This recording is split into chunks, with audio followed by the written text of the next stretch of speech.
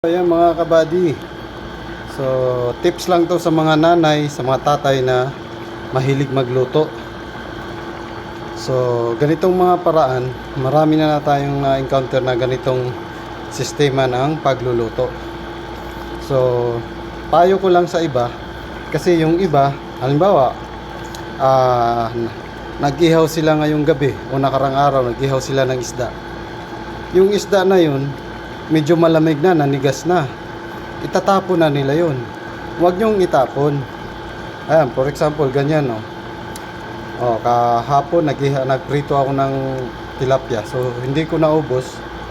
So ang ginawa ko, nilagyan ko ng maraming kamatis. Ayan, nilagyan ko ng maraming kamatis, sibuyas, mga ricado nya, sili, nilagyan ko ng sabaw. So ayan, masarap na ulit, di ba? Yung dating prito, ginawa nating sabaw ngayon. Huwag nyong itapon yung mga ulam na pwede pa naman. Lagay nyo lang sa rep at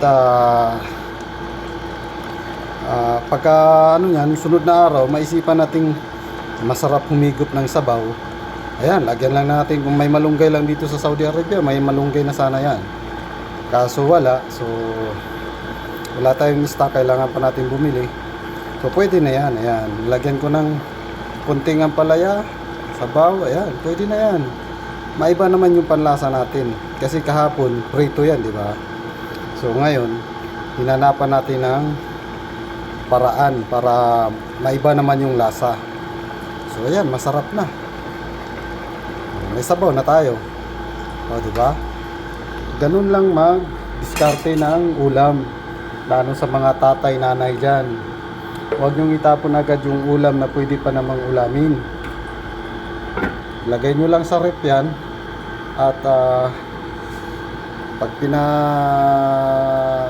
natin yan at pinaghaluan natin ng iba-ibang mga gulay dyan, kung ano mang gusto natin, so masarap na yan. Ayan na. So may sabaw na tayo at maiba naman yung lasa.